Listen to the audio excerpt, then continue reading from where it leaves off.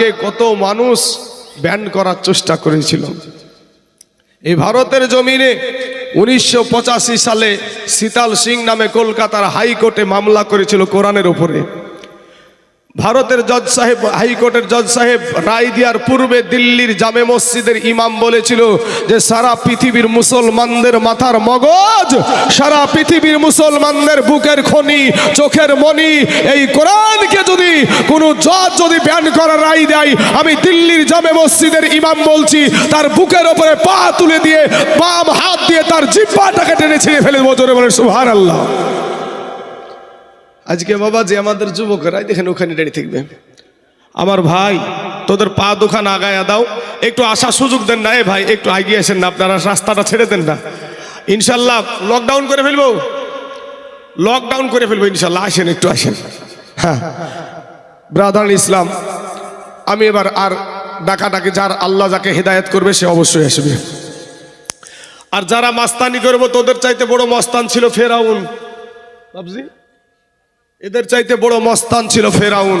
নিজেকে বলতো আনা রব্বুকুমুল আলা, আমি সব চাইতে বড় আল্লাহ। জোরে বলেন নাউজুবিল্লাহ। আমার আল্লাহ পানিতে এমন চুবাইনে চুবাইছে, আমেরিকান পুঁটি দেখেছেন? পেটগুলা ছোট হয় না বড় হয়? হ্যাঁ বাবাজি, পানি খাইতে খাইতে ওর পেট একেবারে পুটলা। এখনো মিশরের জাদুঘরে আছে। মশাতেও খাই না, মাটিতেও ছয় না, পানিতেও ছয় না। বিষয়টা কি? বিষয় হলো আল্লাহ এবং আল্লাহর নবীর সাথে মাস্তানি। তোমাদের চাইতে বড় মস্তান ছিল নমরুদ, আল্লাহর সাথে যুদ্ধ করবে। আমার আল্লাহ ন্যাংড়া মশা দিয়া, অসুস্থ মশা দিয়ে সাইজ করে দিয়েছে, এত বড় মস্তান। ডব্লু বুশ, ও বাবাজি সাংবাদিকের জুতিয়ে খাওয়া মাল, সাংবাদিকের জুতিয়ে খাওয়া মাল।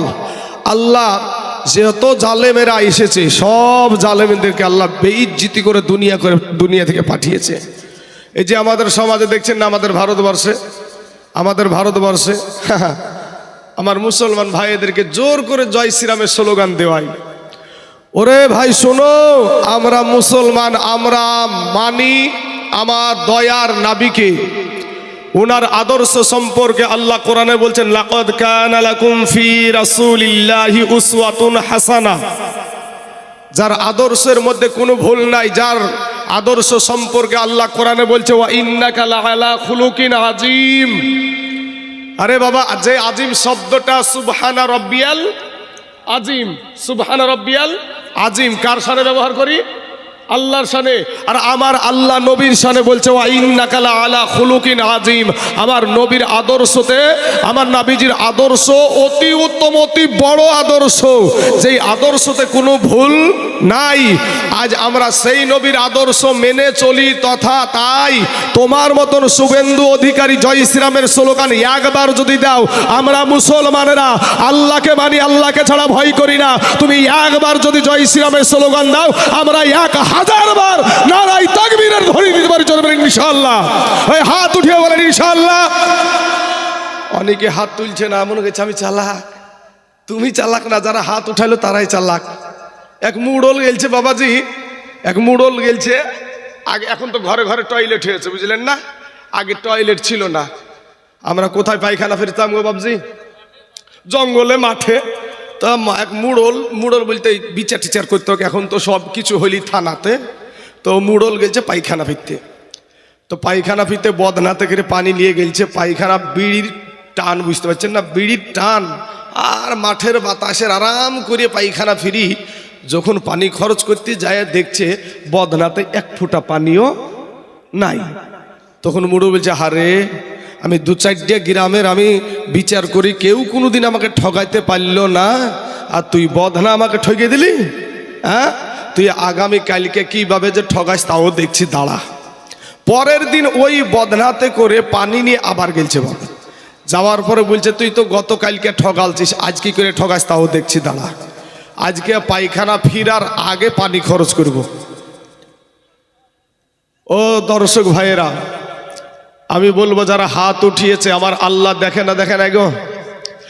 গোটা পৃথিবী আমাদের আহলে সুন্নাতের আকীদা হলো যে পুরা পৃথিবী, 7 আসমান 7 জমিন সমস্ত কিছু আমার আল্লাহর দরবারে হাজির। জোরে বলেন সুবহানাল্লাহ। তাই আমার যুবক ভাইরা শোনা, একটু আসেন না ভাই, বসি ভাই, চলে আসেন না। আসেন ভাই, আমাকে যদি আপনাদেরকে ডাকতেই যদি ব্যস্ত হয়, ওয়াজ কখন করবো রে ভাই? বক্তা আপনাদের এখানে অনেক আছে।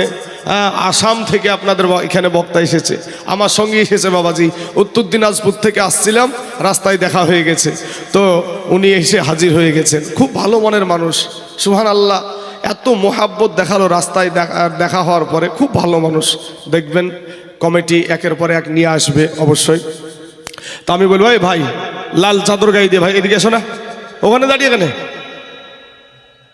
তাই দাঁড়িয়ে দাঁড়িয়ে তাকাচ্ছে। এখন যদি ডাইকে যদি বলে এই 5টা কালেমা বলো ধনী, করিমপুরের বাজার থেকে বাবাজি হাইব্রিড টুপি কেনে বিয়ে করার জন্য। আরে বাবা রে, বিয়ে করতে যাবে একদিনের ব্যাপার, হাইব্রিড টুপি কিনেছে।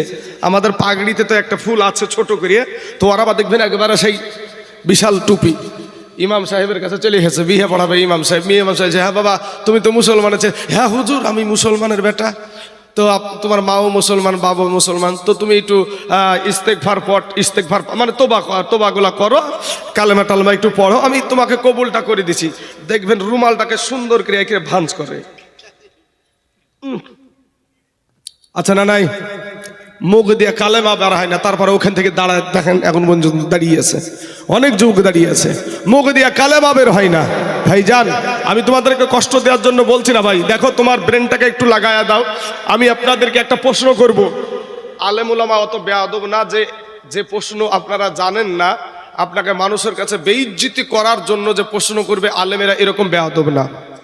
আলেমদের আদর্শ আছে।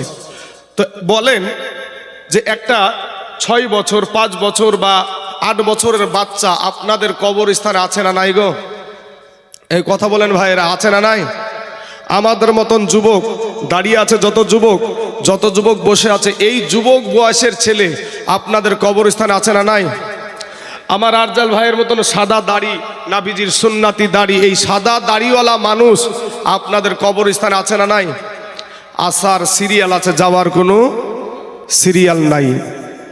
আপনারা জানেন যে আমাদের মুর্শিদাবাদে বালির ঘাটে একটা বাস উল্টাল, মনে পড়ে? সবগুলা মনে হয় করিমপুরে না গো, এই বালির ঘাট।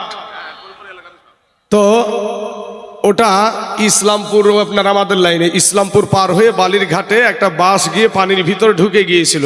তো ওখানে কি শুধু ওই যাত্রীগুলা মনে হয় সব বুড়িয়া মালি ছিল নাকি?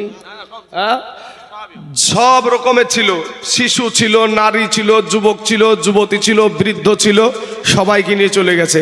আপনারা আর একটা ঘটনা শুনেছেন, আপনাদেরই বেশি এলাকা, আমার চাইতে অনেক, আমার থেকে দূর, আপনাদের কাছে। এই আপনার জলঙ্গির নদীতে কুয়াশার ভিতরে একটা বাস ঢুকে গেছিল, মনে পড়ে? হ্যাঁ, আরে ভাই, তাহলে কার কখন মৌত হবে কেউ জানে না। তাই আমি আপনাদেরকে বলবো ভাই, কবি বলছে